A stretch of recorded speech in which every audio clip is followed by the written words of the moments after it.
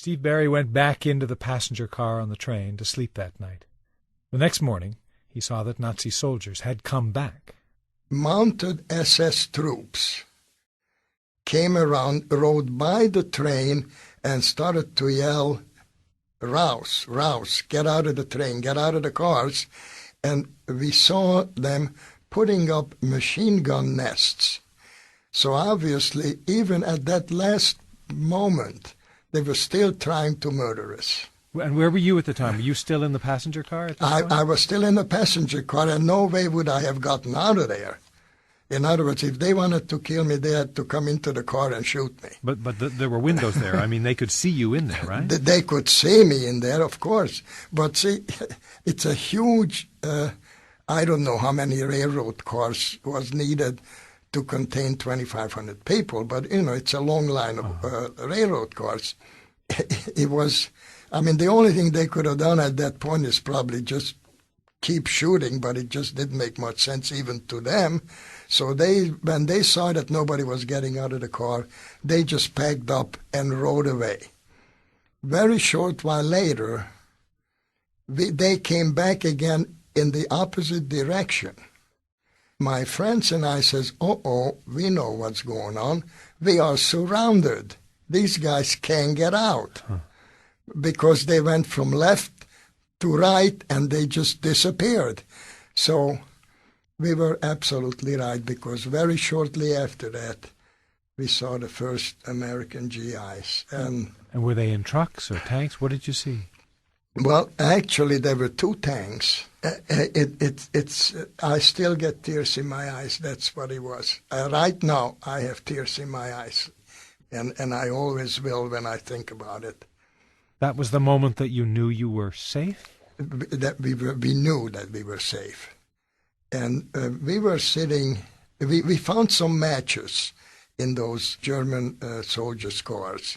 So we had this tiny little fire going, and we were sitting next to it, and I was sitting there with this great big SS overcoat on, and one GI walked down the embankment, came over to the fire, sat next to me, took out his penknife, and he cut off the SS insignia from my coat and slowly dumped it into the fire. And if my voice breaks up right now, it always does when I say that, because it's a moment that is just never be forgotten. I don't know who the GI was, but it was something that, it just signaled something to me that maybe I'm safe. And maybe the war ended and the Germans or the Nazis are defeated. What a symbol. It was an unbelievable symbol to me, and all I can tell you is it still touches me very deeply, and probably always will. A 24-year-old American soldier, Sergeant Carol Walsh, was commanding one of those tanks. He remembers the day they came upon that train near Magdeburg, as much as he remembers anything from those endless days of fighting. Tired? I never thought about being tired. I can't explain that. You just didn't. You just kept going. I can't explain that to you. You just kept going. You didn't feel anything much. Do you remember seeing the train the first time? Oh, sure. I remember coming upon the train. Did you know at the time that these were prisoners or had been prisoners, or that they'd been held by? Did you have any idea what they were doing there at the time? No, I had no idea. I had no idea who they were, where they had come from, where they were going. Nothing. No idea. All I knew, here's a train with these boxcars and people jammed in those boxcars. No idea. Steve Barry knew, as one of the young Hungarian Jews who'd been trapped on that train, that their luck had finally changed. The Americans were totally unbelievable, because there is no other army in this world that would stop and help 2,500 lice-ridden, emaciated Jews to save them. What army would stop? except the American Army. I mean, this is a shooting war. I mean, these guys could have gotten shot 10 minutes later. The 30th Division stopped. Did they have any food for you?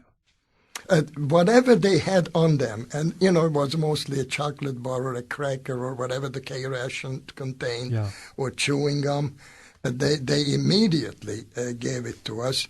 And then later on, they arranged for food and transportation to get us out of it. I'm Dick Gordon. You're listening to The Story. Carol Walsh was one tired soldier when the Americans discovered the train of camp survivors. And they were still under orders to rout the remains of the Nazi soldiers, so they had a problem. What are we going to do with these people? How can we handle this situation? Fortunately, there was another attached unit with the 30th Division. They were in the area. That battalion immediately went around the neighborhood there, getting food from the local farmers and bringing it to the people. And then overnight or the next day, there were other units that arrived to assist these people and find shelter for them. It may be a silly question to ask, from this one moment, whether or not it stuck in your mind, but in the years after the war, did you ever think of that day when you came upon that train? Not very much, no. Yeah. No, it was because it was just another day, you might say. Yeah. I don't mean to put that down or minimize I what was going on with these people, but it was just another incident, another day, and on you went. No, I didn't think about it much through the years, and I didn't really think much about it until I had this interview with Matt Rozell, the history teacher in Hudson Falls, New York High School.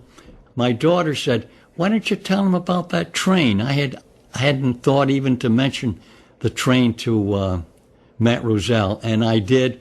And as a result of that, that's how a lot of the programs and the connections with the survivors has come about. Carol Walsh talks about the high school history teacher, Matt Rozell. In teaching about the Second World War, Matt invited veterans in to speak to his students. Well, that led to a website and eventually to an event, a reunion, that included both veterans and survivors. Carol Walsh was there. It was quite emotional. You know what I said to them? What's that? Long time no see. Only 62 years or something. Yeah, that's all. It was quite emotional. Yeah, I was going to ask they were about that. the ones that I have met were very young on the train. A couple of them were, I think, teenagers, but for the most part, they were children. But you say it was emotional. I mean, I can understand why it was emotional for them. You guys, whether you knew it or not, were the saviors and the heroes. But well, let me stop there.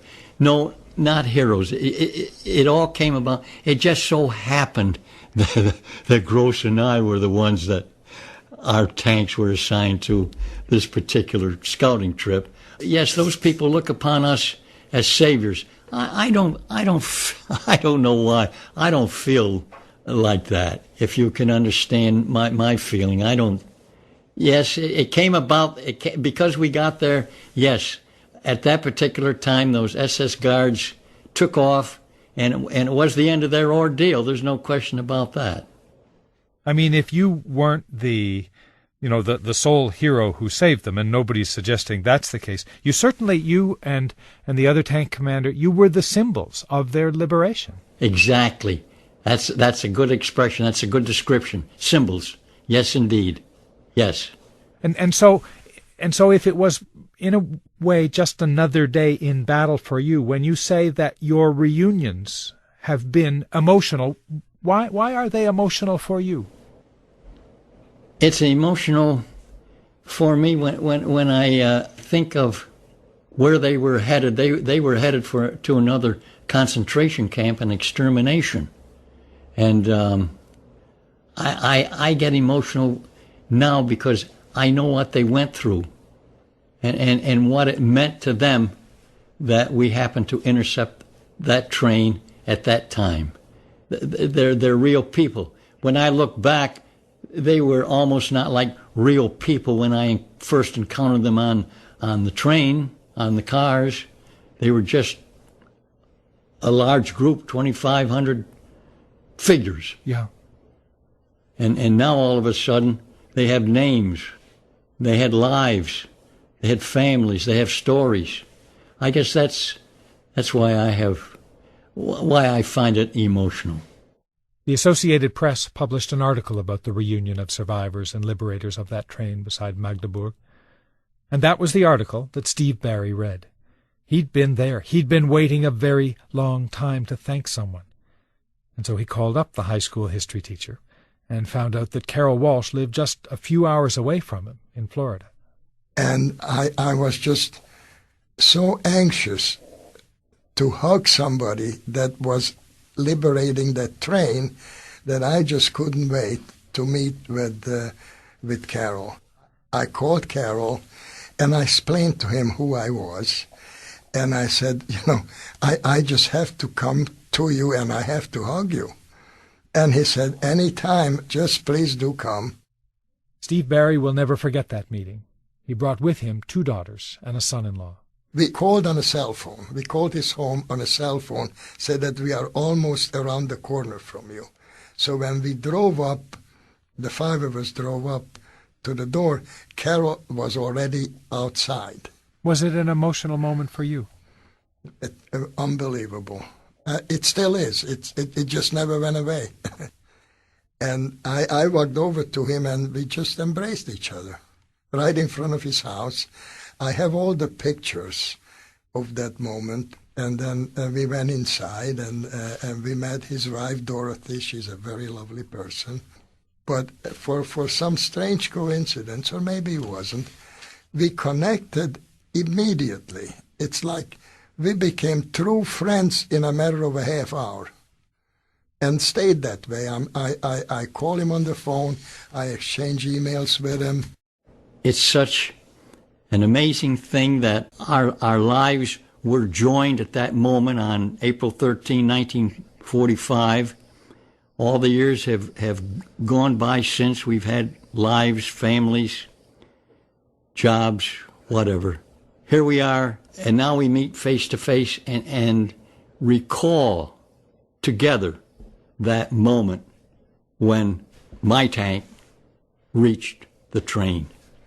I kept calling him my liberator. He says, I'm really not your liberator. It was my job. I just happened to be there. I said, I don't care what you tell me. You're my liberator. I actually have here in my studio, Steve, a copy of a letter that he wrote to you. And if you don't mind, I'll just read a couple of sentences. This is Carol writing to you, and he says, you're always expressing gratitude to me, to the 743rd Tank Battalion and the 30th Infantry Division, but I don't believe that gratitude is deserved because we were doing what we and the whole world should have been doing, rescuing and protecting innocent people from being killed, murdered by vicious criminals.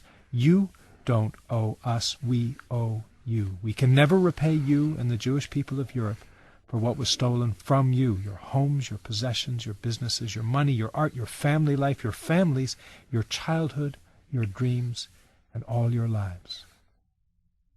Is this a beautiful person? When I got the letter, I said, I just can't possibly keep this letter to myself.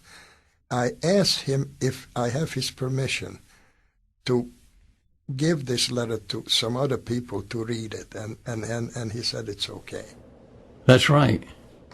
I think I can't believe today, as I look back on those years and what was happening, I can't believe that the world almost ignored those people in what was happening. I can't believe it. How could we have all stood by and have let that happen? We owe those people a great deal. We owe those people everything. They don't owe us anything. We owe them for what we allowed to happen to them. That's how I feel.